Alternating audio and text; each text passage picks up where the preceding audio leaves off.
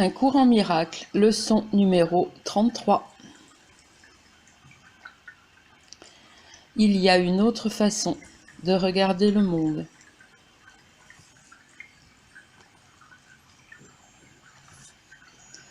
L'idée d'aujourd'hui est une tentative pour reconnaître que tu peux changer ta perception du monde, à la fois dans ses aspects extérieurs et intérieurs.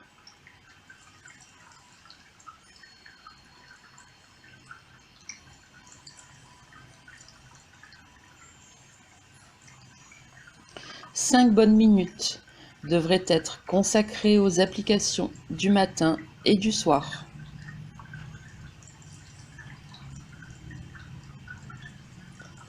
Pendant ces périodes d'exercice, l'idée devrait être répétée aussi souvent que possible sans te mettre mal à l'aise, bien qu'il soit essentiel de le faire sans hâte.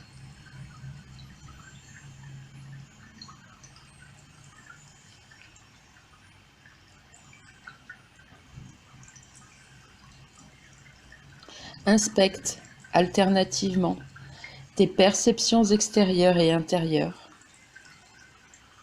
mais sans ressentir un changement trop abrupt.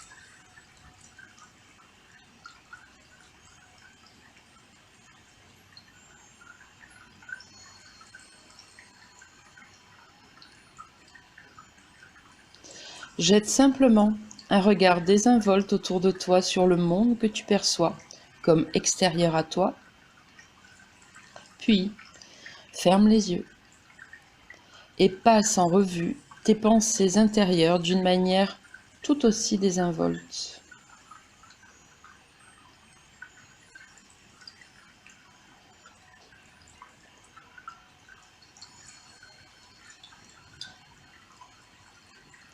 Essaie de garder une attitude aussi détachée dans les deux cas et de maintenir ce détachement lorsque tu répètes l'idée dans le courant de la journée.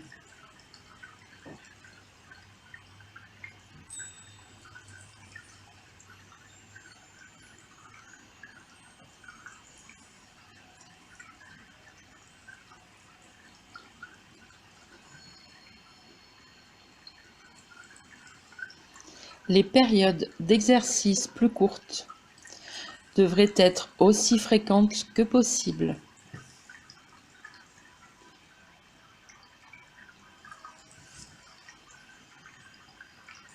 Des applications concrètes de l'idée d'aujourd'hui devraient aussi être faites immédiatement lorsqu'une situation se présente dans laquelle tu es tenté de te troubler.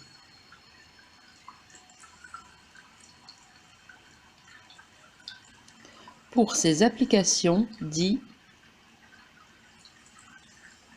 « Il y a une autre façon de regarder cela. »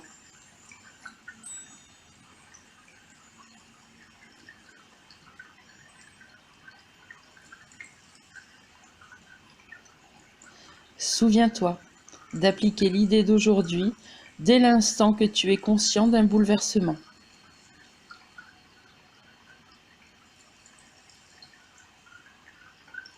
Il te sera peut-être nécessaire de prendre une minute ou deux pour t'asseoir calmement et te répéter l'idée plusieurs fois.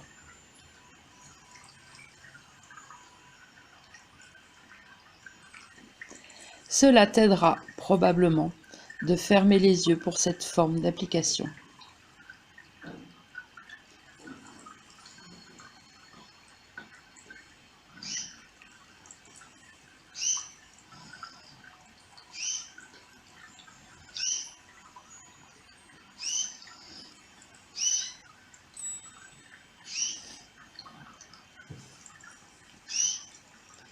Commentaire par Sandrine Lamec, atteindre l'éveil par l'amour.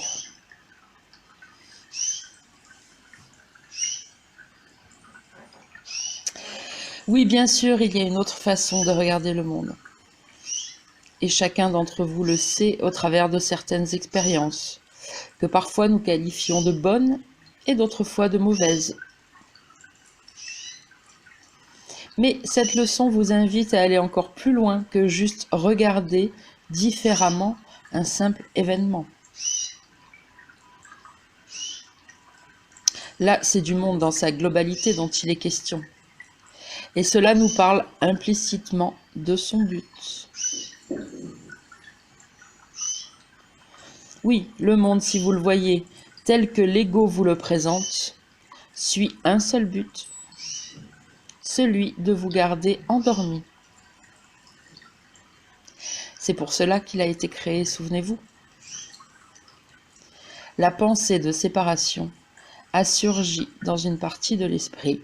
Elle a été crue, et la douleur et la culpabilité immense et intense qui résultent du fait de croire aux illusions vous ont fait chercher un échappatoire. Alors qu'il suffisait de balayer de votre esprit une pensée fausse, vous vous êtes mis à chercher un moyen de l'oublier en la projetant ailleurs, à l'extérieur de vous. Je dis vous, mais je peux dire nous également, car c'est nous qui avons fait ça. Il n'y a pas de séparation. Et comme il n'existe en réalité aucun ailleurs, aucun autre chose que nous, eh bien il a fallu faire une illusion, il a fallu se fabriquer un monde.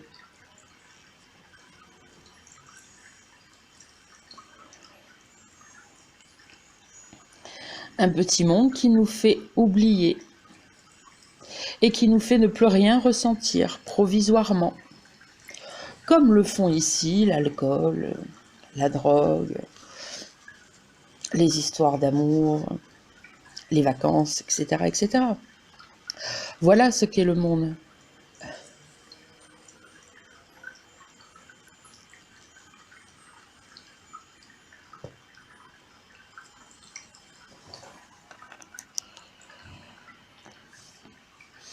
Et comme je le dis dans le PDF, comme je l'ai écrit dans le PDF que vous trouverez sur mon site, en fait, le monde n'est rien d'autre qu'une méga cuite d'alcool, une immense ligne de cocaïne, un bon gros joint qui nous fait oublier la réalité.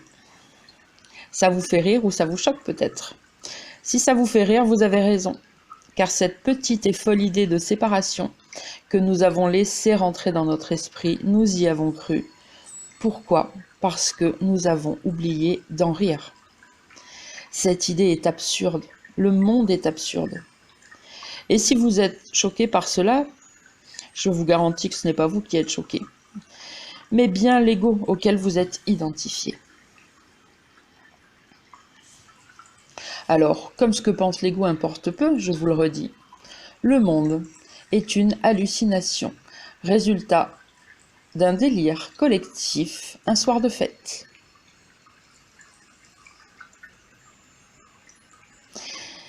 Et si vous commencez à essayer de voir l'ego comme le mec le plus bourré de la soirée, qui vient vous raconter des histoires à rallonge, qui n'ont ni queue ni tête, auriez-vous envie de l'écouter, de converser, de débattre avec lui?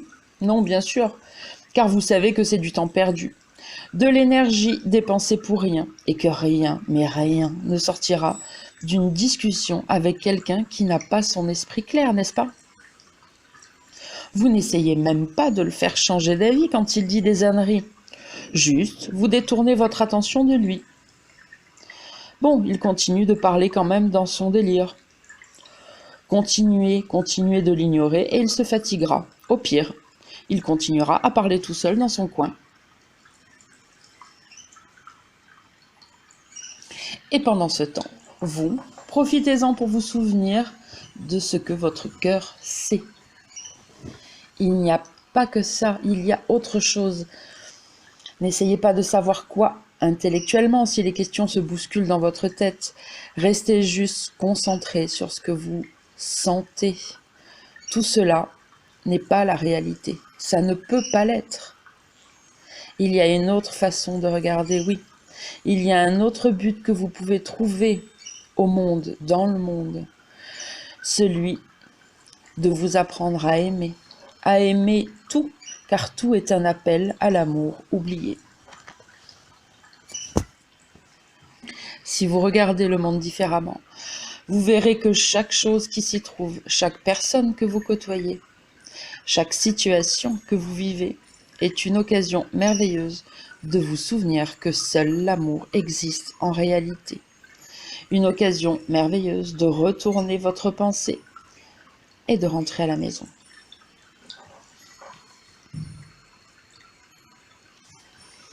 Voici un extrait du texte du courant miracle, chapitre 29, section 9, paragraphe 4.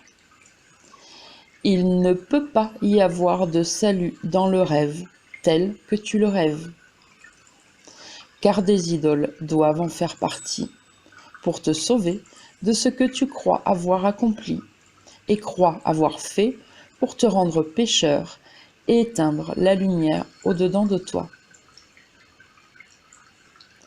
Petit enfant, la lumière est là. Tu ne fais que rêver. Et les idoles sont les jouets avec lesquels tu rêves que tu joues. Qui a besoin de jouer, sinon les enfants?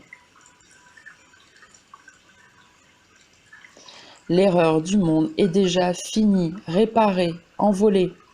Oui, pardon, je n'ai pas rappelé les coordonnées du texte, j'allais dire, oui. Donc, c'était la partie du texte du cours, chapitre 29, section 9, paragraphe 4. Et donc, je finis cette leçon, enfin, le commentaire de cette leçon en vous disant « L'erreur du monde est déjà finie, réparée, envolée. Et si vous laissez le Saint-Esprit regarder pour vous, à votre place, chaque chose, et que vous acceptez son interprétation, vous vous apercevrez qu'il a déjà retourné l'erreur et par conséquent donné une nouvelle fonction au monde qu'il a réinterprété pour nous. L'ego est déjà dissous et le cauchemar terminé. Il ne vous est demandé que de le croire, que d'aimer et d'aimer encore, car cela, c'est votre seule fonction.